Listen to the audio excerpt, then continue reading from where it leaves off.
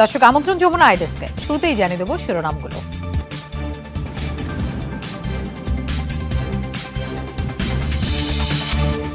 ভেঙে যাওয়ার শঙ্কায় ইয়েমেন, দক্ষিণাঞ্চলের আরো দুটি প্রদেশ দখলের দাবি বিচ্ছিন্নতাবাদী গোষ্ঠীর। আবারও গৃহযুদ্ধের শঙ্কা জাতিসংঘের। সমালোচনার মুখে আবারও জেফ্রি অ্যাপস্টেইনের নথিতে প্রেসিডেন্ট ট্রাম্পের ছবি যুক্ত করল মার্কিন বিচার বিভাগ। উঠে আসছে বিল ক্লিন্টন সহ হাই প্রোফাইল ব্যক্তিদের নাম। গাড়িবোমা বিস্ফোরণে রাশিয়ার শীর্ষ সেনা কর্মকর্তা নিহত। এক সপ্তাহে ইউক্রেনীয় সেনাদের অবস্থানে ১৩০০ ড্রোন ও ১২০০-র বেশি মিসাইল ছুড়েছে রুশ সেনারা।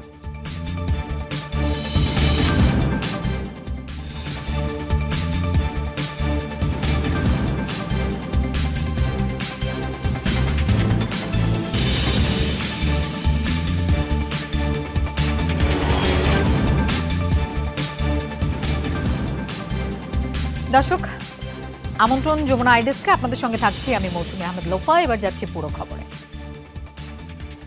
ভেঙে যাওয়ার শঙ্কায় মধ্যপ্রাচ্যের দেশ ইয়েমেন দেশটির দক্ষিণাঞ্চলের হাদ্রামাউত ও মাহরা প্রদেশ দখলের দাবি করেছে বিচ্ছিন্নতাবাদী গোষ্ঠী সাউদার্ন ট্রানজিশনাল কাউন্সিল এসটিসি।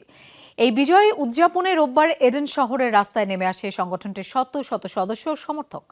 দক্ষিণ ইয়েমেনকে একটি স্বাধীন রাষ্ট্র হিসেবে প্রতিষ্ঠার লক্ষ্যে বহুদিন ধরেই তৎপর এসটিসি। তাদের কর্মকাণ্ড দেশটিতে আবারও উস্কে দিতে পারে গৃহযুদ্ধ, সতর্ক বার্তা জাতিসংঘের।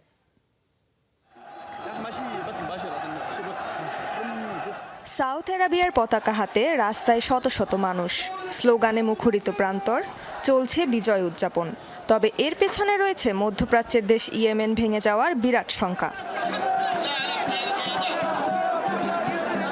কারণ আদতে স্বাধীন দক্ষিণ ইয়েমেনের প্রস্তাবিত নামই সাউথ আরাবিয়া। আর এই অঞ্চল স্বাধীন করার লক্ষ্যেই ২০১৭ সালে যাত্রা শুরু করে দক্ষিণাঞ্চলের প্রধান বিচ্ছিন্নতাবাদী গোষ্ঠী সাউদার্ন ট্রানজিশনাল কাউন্সিল এসটিসি। লক্ষ্য পূরণে বেশ এগিয়ে যাওয়ার দাবিও করেছে সংগঠনটি। বলছে সম্প্রতি হাদ্রামাউত ও মাহরা প্রদেশের দখলও এসেছে তাদের হাতে। এসটিসির দাবি, ইয়েমেনের দক্ষিণাঞ্চলের সবকটি প্রদেশেই এখন তাদের শক্ত অবস্থান। আর এ জয় উদযাপনে রোববার এডেন শহরের রাস্তায় জড়ো হয় তাদের সমর্থকরা। আমরা এখানে এসেছি সাউথ আরাবিয়ার রাষ্ট্র ঘোষণার দাবিতে। এটা আমাদের বৈধ অধিকার। ১৯৯৪ সালে গ্রীষ্মে আমাদের দেশ দখল করা হয়েছিল। আজ ঘোষণা করছি, আমরা নিজেরাই নিজেদের দেশ এবং সম্পদ পরিচালনার দায়িত্ব নিতে প্রস্তুত। সাউথ আরাবিয়ার মানুষের সম্মানজনক জীবন উপভোগের সময় এসেছে। আশা করি প্রেসিডেন্ট জনগণের দাবি গুরুত্ব দিয়ে বিবেচনা করবেন এবং আজ যা হচ্ছে তা আন্তর্জাতিক সম্প্রদায় ও জাতিসংঘের নিরাপত্তা পরিষদে তুলে ধরবেন। ইনশাআল্লাহ আমাদের রাষ্ট্র প্রতিষ্ঠিত হবে, আর পিছিয়ে যাব না আমরা। ইয়েমেনের এমন পরিস্থিতি নিয়ে সকল পক্ষকে সংযম প্রদর্শনের আহ্বান জানিয়েছেন জাতিসংঘের মহাসচিব অ্যান্তোনিও গুতেরেস। তার সতর্কবার্তা, প্রায় এক দশক পুরনো গৃহযুদ্ধকে আবারও উস্কে দিতে পারে দক্ষিণাঞ্চলের বিচ্ছিন্নতাবাদীদের এসব কর্মকাণ্ড। তবে এ ব্যাপারে ইয়েমেন সরকারের পক্ষ থেকে এখনও আসেনি আনুষ্ঠানিক কোনো বিবৃতি। আন্তর্জাতিকভাবে স্বীকৃত ইয়েমেন সরকারের একটি গুরুত্বপূর্ণ জোটসঙ্গী এসটিসি। হুতিদের বিরুদ্ধে লড়াইয়ে সরকারের পাশে থাকলেও দেশটির অখণ্ডতার প্রশ্নে দুপক্ষের মাঝে রয়েছে চরম দ্বন্দ্ব। অতীতে এডেন সহ বিভিন্ন অঞ্চলে এসটিসি ও সরকারপন্থী বাহিনীর মধ্যে সরাসরি সংঘর্ষের রেকর্ডও রয়েছে। রেজওয়ানা সায়মা, যমুনা নিউজ। সমালোচনার মুখে আবারও কুখ্যাত যৌন নিপীড়ক জেফ্রি অ্যাপস্টেইনের নথিতে প্রেসিডেন্ট ডোনাল্ড ট্রাম্পের ছবি যুক্ত করল মার্কিন বিচার বিভাগ। এর আগে শনিবার সরকারি ওয়েবসাইট থেকে সরিয়ে নেওয়া হয় ডোনাল্ড ট্রাম্পের ছবি। কর্তৃপক্ষের দাবি ছিল সম্ভাব্য নারী ভিকটিমদের কথা বিবেচনায় সেটি সরিয়ে নেওয়া হয়। বিরোধীদের অভিযোগ, যৌন কেলেঙ্কারির যাবতীয় পাপ ধুয়ে ফেলতে সেখানে থেকে ট্রাম্পের ছবি সরিয়েছে প্রশাসন। তবে মার্কিন ডেপুটি অ্যাটর্নি জেনারেল টড ব্লাঞ্চের দাবি, জেফ্রি অ্যাপস্টাইন ফাইল থেকে ডোনাল্ড ট্রাম্পের একটি ছবি অপসারণের সাথে প্রেসিডেন্টের কোনো সম্পর্ক নেই, কারণ বিচার বিভাগ একদিন আগে সরিয়ে ফেলা একটি ছবি পুনরুদ্ধার করেছে যার মধ্যে ট্রাম্পের একটি ছবি ছিল। চলতি বছরের ১৯ ডিসেম্বর কুখ্যাত যৌন নিপীড়ক জেফ্রি অ্যাপস্টাইন সম্পর্কিত ফাইলগুলির আরও কিছু অংশ প্রকাশ্যে আনে যুক্তরাষ্ট্রের বিচার বিভাগ। মার্কিন প্রেসিডেন্ট ডোনাল্ড ট্রাম্পের পর কুখ্যাত যৌন নিপীড়ক জেফ্রি অ্যাপস্টেইনের সাথে সংশ্লিষ্টতার প্রমাণ মিলেছে বহু হাই প্রোফাইল ব্যক্তিত্বের। সম্প্রতি প্রকাশিত কয়েক হাজার ফাইলের মাঝে পাওয়া যায় ডেমোক্র্যাট নেতা বিল ক্লিন্টনের একাধিক ছবি, যা আলোড়ন তুলেছে পুরো যুক্তরাষ্ট্রে। এছাড়াও এই তালিকায় আছে প্রয়াত পপ তারকা মাইকেল জ্যাকসন, সঙ্গীতশিল্পী ডায়ানা রস থেকে শুরু করে ব্রিটেনের সাবেক রাজপুত্র অ্যান্ড্রু মাউন্টব্যাটেন উইন্ডসরের নামও। কুখ্যাত যৌন নিপীড়ক জেফ্রি এপস্টেইনের সাথে সম্পৃক্ততার অভিযোগে অনেকদিন ধরেই সমালোচনার মুখে মার্কিন প্রেসিডেন্ট ডোনাল্ড ট্রাম্প। গেল কমাস ধরে এই ইস্যুতে উত্তপ্ত মার্কিন রাজনীতি। তবে সম্প্রতি প্রকাশিত কিছু নথিতে উঠে এসেছে এপস্টেইনের সাথে ট্রাম্প ছাড়াও বহু হাই প্রোফাইল ব্যক্তিত্বের সংশ্লিষ্টতার প্রমাণ। এই তালিকায় সবার শীর্ষে আছেন সাবেক মার্কিন প্রেসিডেন্ট ও ডেমোক্র্যাট নেতা বিল ক্লিন্টন। পুরো নেট দুনিয়ায় ছড়িয়ে পড়েছে তার একাধিক ছবি, যার মধ্যে রয়েছে তার গাউন পরিহিত একটি পোর্ট্রেট। এছাড়াও কয়েকটি ছবিতে দেখা যায় সুইমিং পুলে ও বাথটাবে গোসল করছেন তিনি। সমালোচনার মুখে এপস্টেইন বিলের পাশাপাশি দাঁড়ানো একটি হাস্যোজ্জ্বল ছবিও। এপস্টেইন ফাইলস ইস্যুতে আলোচিত আরেক নাম পপ সম্রাট মাইকেল জ্যাকসন। এর আগে শিশুদের যৌন নিপীড়ন ইস্যুতে প্রয়াত এই তারকার নাম উঠে এলেও এবার জেফ্রি এপস্টেইনের সাথে ঘনিষ্ঠতার বিষয়টি নতুন করে জন্ম দিয়েছে সমালোচনার। এই স্ক্যান্ডেল থেকে রেহাই পায়নি ব্রিটিশ রাজপরিবারও। ব্যাপক বিতর্কের মুখে পড়েছেন প্রয়াত রাজকুমার ফিলিপ ও রানী এলিজাবেথের সন্তান অ্যান্ড্রু মাউন্টব্যাটেন উইন্ডসর। প্রকাশিত এক ছবিতে দেখা যায় 5 নারীর কোলে শুয়ে আছেন তিনি, আর পেছনে দাঁড়িয়ে হাসছেন এপস্টেইনের সাবেক প্রেমিকা গিজলেইন ম্যাক্সওয়েল। এছাড়াও প্রকাশ্যে এসেছে বিখ্যাত রক ব্যান্ড রোলিং স্টোনসের ভোকালিস্ট মিক জ্যাগার, সঙ্গীতশিল্পী ডায়ানা রস, অভিনেতা ক্রিস টাকারের মতো জনপ্রিয় বহু ব্যক্তিত্বের গোপন ছবি। মিলেছে এপস্টেইনের সাথে রাজনীতি, বিনোদন, ব্যবসা, প্রযুক্তি ও ফ্যাশন জগতের বহু হাই প্রোফাইল ব্যক্তির সংশ্লিষ্টতার প্রমাণ। যদিও কোনো ধরনের অপরাধে জড়িত থাকার কথা অস্বীকার করেছেন তাদের অনেকেই। রেজওয়ানা সায়মা, যমুনা নিউজ। ক্যারিবীয় অঞ্চলে আরও একটি তেল ট্যাঙ্কার জব্দ করেছে মার্কিন কোস্টগার্ড। রোববার ভেনেজুয়েলার কাছাকাছি আন্তর্জাতিক জলসীমায় আটক করা হয়েছে নৌযানটি। চলতি মাসে এই নিয়ে ভেনেজুয়েলার সাথে সম্পৃক্ত 3টি জাহাজ জব্দ করল যুক্তরাষ্ট্র। মার্কিন বিভাগের দাবি, আসল নাম আড়াল করে এবং অবরোধ উপেক্ষা করে চলাচল করছিল জাহাজটি। এর আগে শনিবার পানামার পতাকাবাহী আরেকটি নৌযান জব্দ করেছিল মার্কিন বাহিনী। যুক্তরাষ্ট্রের এমন কর্মকাণ্ডকে ডাকাতি আখ্যা দিয়েছে ভেনেজুয়েলা। বিশ্বের সবচেয়ে বেশি তেলের মজুদ রয়েছে দেশটিতে। কারাকাসের দাবি, তাদের তেল সম্পদের দিকেই নজর দিয়েছে যুক্তরাষ্ট্র। মাদক চোরাচালানের অভিযোগ তুলে গত কয়েক মাসে ভেনেজুয়েলার একের পর এক নৌযানে হামলা চালিয়েছে যুক্তরাষ্ট্র। নিহত হয়েছে প্রায় 100 জন।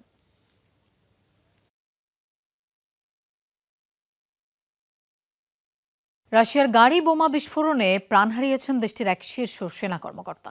নিহত সেনা কর্মকর্তার নাম লেফটেন্যান্ট জেনারেল ফানিল সার্ভারভ। সোমবার সকালে রাজধানী মস্কোয় এই বিস্ফোরণ হয়। এটিকে পরিকল্পিত হত্যাকাণ্ড বলেই সন্দেহ করছে রুশ প্রশাসন। রুশ বাহিনীর অপারেশনাল ট্রেনিং ডিরেক্টরেট প্রধান হিসেবে দায়িত্বে ছিলেন তিনি। বোমা হামলায় সংশ্লিষ্টদের খুঁজতে এরই মধ্যে শুরু হয়েছে তদন্ত। এ ঘটনার পেছনে ইউক্রেনের হাত থাকতে পারে বলে সন্দেহ করছে তদন্ত কর্মকর্তা। জানিয়েছে তাদের সন্দেহের তালিকায় রয়েছে কিয়েভের গোয়েন্দা সংস্থাগুলো। চলতি বছরে এর আগে এমন হত্যাকাণ্ডের শিকার হয়েছেন রাশিয়ার আরও 2 সিনিয়র সামরিক কর্মকর্তা। এক সপ্তাহে ইউক্রেনীয় সেনাদের অবস্থান লক্ষ্য করে 1300 ড্রোন এবং 1200-র বেশি মিসাইল ছুড়েছে রুশ সেনারা। বিবৃতিতে ক্রেমলিন জানায়, গোপন ঘাঁটি এবং অস্ত্রাগার লক্ষ্য করে চালানো হয় এসব হামলা। 50 ইউক্রেনীয়কে জিম্মি করা হয়েছে বলেও জানানো হয়। এদিকে যুদ্ধ বন্ধে মিয়ামিতে চলমান শান্তি আলোচনাকে ইতিবাচক আখ্যা দিয়েছেন রুশ প্রতিনিধি। বিভিন্ন সামরিক যান, গোপন ক্যাম্পাস, সেনা অবস্থান লক্ষ্য করে চলছে একের পর এক ড্রোন হামলা। সামি এবং দোনেৎস্ক অঞ্চলকে ঘিরে আবারও বেড়েছে রুশ এবং ইউক্রেনীয় সেনাদের মধ্যে পাল্টাপাল্টি হামলা। মস্কো বলছে, চলতি সপ্তাহে প্রায় 1300 ড্রোন এবং 1200-র বেশি মিসাইল ছোড়া হয়েছে ইউক্রেনীয় সেনাদের অবস্থান লক্ষ্য করে। অন্যদিকে রুশ সেনাদের বিরুদ্ধে ক্রাসনদার এলাকায় অন্তত 50 ইউক্রেনীয়কে জিম্মি করার অভিযোগ উঠেছে। যুদ্ধক্ষেত্রে যখন চলছে প্রাণপণ লড়াই, তখন অন্যদিকে আলোচনার টেবিলে বিবদমান পক্ষগুলোর প্রতিনিধিরা। যুক্তরাষ্ট্রের মিয়ামিতে মার্কিন প্রতিনিধিদের সাথে আলোচনায় বসেন রুশ প্রতিনিধি কিরিল দিমিত্রিভ। আলোচনা ইতিবাচক হচ্ছে বলে মন্তব্য করেন তিনি। Не смогли, все хорошо. Unfortunately, we're private property. You're not allowing property. এদিকে যুদ্ধ এবং আলোচনার মধ্যেই ইউরোপ এবং এশিয়া অঞ্চলের দেশগুলোকে সাথে নিয়ে নতুন অর্থনৈতিক পরিকল্পনা নেওয়া হবে বলে জানিয়েছেন রুশ প্রেসিডেন্ট। ইইসির বৈঠকে দেয়া ভাষণে পশ্চিমকে ঠেকাতে আঞ্চলিক সম্পর্ক জোরদারের আহ্বান জানান পুতিন। বাণিজ্য এবং বিনিয়োগ নিয়ে পারস্পরিক সম্পর্ক আরও জোরদার করা প্রয়োজন। ইউরেশিয়ান অঞ্চলের দেশগুলোর বাইরের অঞ্চলের উপর থেকে নির্ভরতা কমিয়ে নিজেদের মধ্যে লেনদেন বাড়াতে হবে। বিশ্বজুড়ে যে সংঘাত এবং অর্থনৈতিক অস্থিরতা চলছে, সেখান থেকে কোনো বিকল্প নেই। অন্যদিকে মার্কিন প্রতিনিধি উইটকফ জানিয়েছেন শান্তি আলোচনায় শিগগিরই ইতিবাচক ফলাফল আসতে পারে। মীর মুশফিকা হাসান, যমুনা নিউজ। রাশিয়ার ব্যবহৃত বহুল আলোচিত ইরানি শাহেদ ড্রোন ঠেকাতে এবার নতুন অস্ত্র মোতায়েন করেছে কিয়েভ। আকাশ প্রতিরক্ষায় ব্যবহার করা হচ্ছে দ্রুতগতির ড্রোন ইন্টারসেপ্টর। নাম দেওয়া হয়েছে শাহেদ হান্টার। আধুনিক প্রযুক্তির এই ড্রোন সহজেই ধ্বংস করতে পারে রাশিয়ার শক্তিশালী শাহেদ ড্রোনকে। চলমান যুদ্ধে বড় পরিবর্তন আনতে পারে শাহেদ হান্টার, এমনটাই মনে করছে কিয়েভ। রাতভর অভিযানের প্রস্তুতি নিচ্ছে ইউক্রেনের একটি ড্রোন ইন্টারসেপ্টর ইউনিট। রাশিয়ার আকাশপথে হামলা প্রতিরোধে ইউক্রেনের নতুন প্রকল্পের অংশ এই অভিযান। হালকা স্ট্যান্ডে অ্যান্টেনা ও সেন্সর, শক্ত কেস থেকে বের করা হচ্ছে মনিটর এবং নিয়ন্ত্রণ যন্ত্র। মোতায়েনের জন্য প্রস্তুত করা হচ্ছে যুদ্ধের নতুন অস্ত্র, ইউক্রেনের নিজস্ব তৈরি ইন্টারসেপ্টর ড্রোন। রাশিয়ার ব্যবহৃত বহুল আলোচিত ইরানের শাহেদ ড্রোনকে ঠেকাতে তৈরি হয়েছে এই ড্রোন ইন্টারসেপ্টর, নাম শাহেদ হান্টার। কিয়েভ বলছে নামমাত্র মূল্যে তৈরি করা হচ্ছে সব ইন্টারসেপ্টর। পুরো একটি ইউনিট তৈরি করতে খরচ পড়ে $1000 কাছাকাছি। যুদ্ধ শুরুর পর থেকে অনেক কিছু বদলে গেছে। এখনকার যুদ্ধ অনেকটা সায়েন্স ফিকশন সিনেমার মতো। প্রযুক্তিগত যুদ্ধ হচ্ছে ড্রোনের মাধ্যমে। রাশিয়া ইউক্রেন যুদ্ধের শুরু থেকেই শাহেদ নামের এই ড্রোন মস্কোকে সরবরাহ করছে ইরান। মূলত এটি ড্রোন চালিত রকেট। 11 ফুট দীর্ঘ এই ড্রোন রকেট 40 কেজির বেশি বিস্ফোরক বহন করতে পারে, যা নিখুঁতভাবে লক্ষ্যবস্তুকে আঘাত হানতে সক্ষম। সময়ের সাথে সাথে শাহেদ ড্রোনের সক্ষমতা আরও উন্নত করা হয়েছে। এগুলো প্রতি ঘন্টায় 600 কিলোমিটার গতিতে উঠতে পারে। এসব ড্রোন প্রতিরোধ করা খুবই কঠিন। রাশিয়া ইউক্রেন যুদ্ধের অন্যতম প্রধান হাতিয়ারে পরিণত হয়েছে বিভিন্ন ধরনের ড্রোন। অস্মিতা বিশ্বাস, যমুনা নিউজ। সামান্য অর্থের বিনিময়ে নিজেদের জীবন ঝুঁকিতে ফেলে নেপালের শেরপারা। অভিযাত্রীদের যাত্রা সহজ করতে কখনো নিজের ওজনের চেয়েও দ্বিগুণ ভারী বোঝা তুলে নেয় কাঁধে। শুধু পথ দেখানো নয়, বরফ কেটে রাস্তা তৈরি, মই বসানো থেকে প্রতিকূল আবহাওয়ায় টিকে থাকার লড়াইয়ে অপরিহার্য গাইড তারা। 19 বছর বয়সী নিমা রিঞ্জি শেরপার সাথে এভারেস্টের বেজ ক্যাম্পে পৌঁছানোর অভিজ্ঞতা তুলে ধরেছেন আন্তর্জাতিক গণমাধ্যম এবিসির সংবাদকর্মী সিসিলিয়া ভেগা। পাহাড়ের সাথে সখ্যতা হয়েছিল শৈশবেই। কৈশোরেই চেপে বসে পর্বত জয়ের নেশা। মাত্র 16 বছর বয়সে যখন তার বয়সীরা ক্লাসের পড়াশোনায় ব্যস্ত, তখন হাজার হাজার ফুট উচ্চতা পায়ে মারিয়েছে নিমা রিঞ্জি শেরপা। 18 বছর বয়সে কনিষ্ঠতম অভিযাত্রী হিসেবে বিশ্বের সবচেয়ে উঁচু 14টি পর্বতারোহণের রেকর্ড গড়েছিলেন, তাও মাত্র 2 বছরের মধ্যে। সবচেয়ে কম বয়সে অক্সিজেন সাপ্লিমেন্ট ছাড়া এভারেস্টের চূড়ায় ওঠার রেকর্ডও গড়েছেন নিমা। সে সময় এই কাজের জন্য আমার বয়স খুবই কম ছিল। এরপরও 14টি পর্বত জয়ের মিশনে নেমেছিলাম। এভারেস্টে গেলে বুঝতে পারবেন আপনি কত ক্ষুদ্র। স্কুল কলেজের একাডেমিক সার্টিফিকেট না থাকলেও পর্বতারোহণের বিশেষ প্রশিক্ষণে স্নাতক 19 বছর বয়সী এই তরুণ। পোর্টার হিসেবে ক্যারিয়ার শুরু করা নিমা এখন দায়িত্বশীল শেরপা।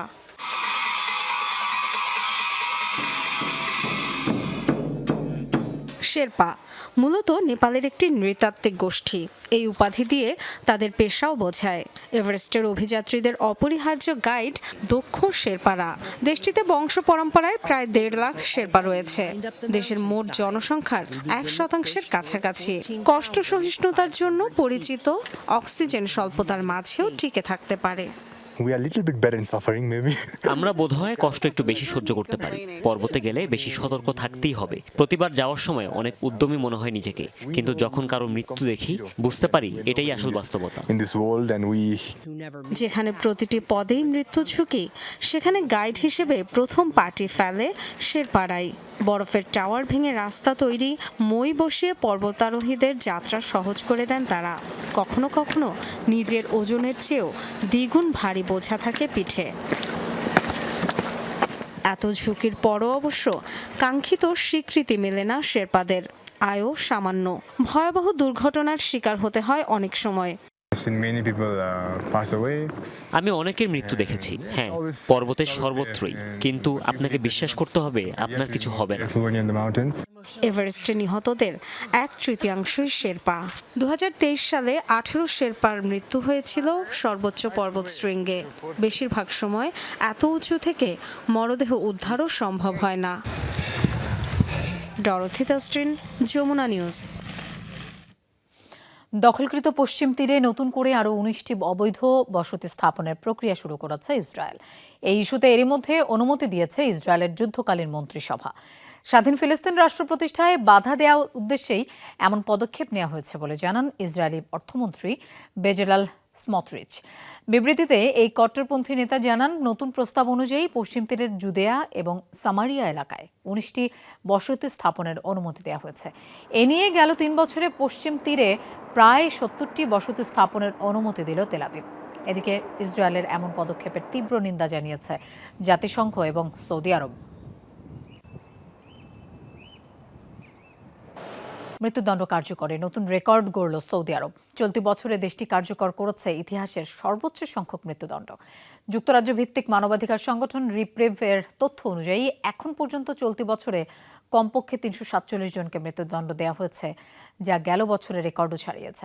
দেশটিতে সর্বশেষ মৃত্যুদণ্ড কার্যকর হয় 2 জন পাকিস্তানি নাগরিকের। মাদক সংক্রান্ত অপরাধে দোষী সাব্যস্ত হন তাদের। এবছর মৃত্যুদণ্ডপ্রাপ্তদের মধ্যে রয়েছেন 1 সাংবাদিক, 2 তরুণ ও 5 নারী। রিপ্রেভ জানায়, মোট মৃত্যুদণ্ডের প্রায় 2/3 দেয়া হয়েছে অপ্রাণঘাতী মাদক সংক্রান্ত অপরাধে জড়িত থাকার অভিযোগে, আর তাদের অর্ধেকেরও বেশি ছিলেন বিদেশি নাগরিক।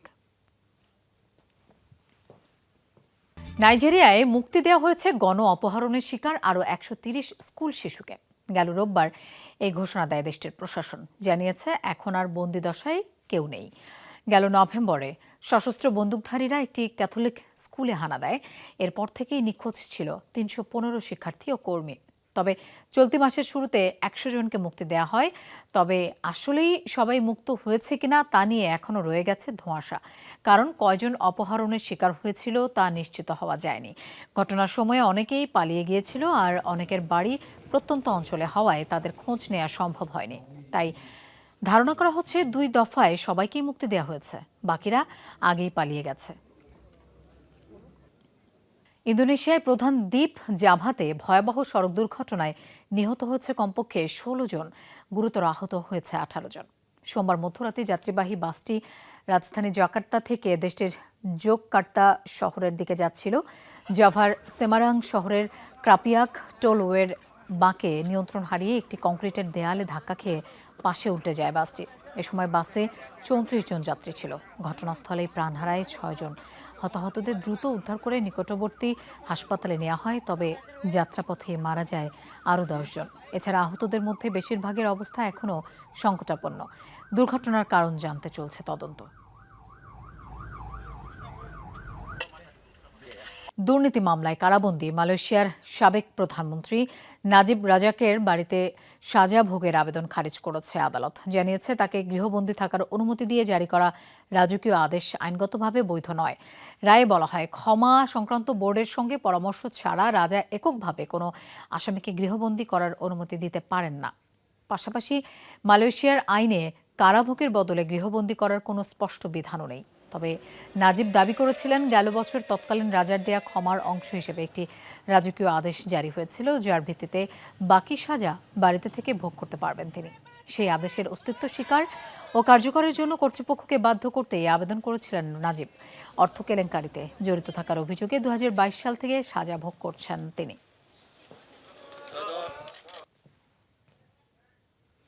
দর্শক, এই ছিল যমুনা আইডেস্কের এতক্ষণ সাথে থাকার জন্য ধন্যবাদ সবাইকে।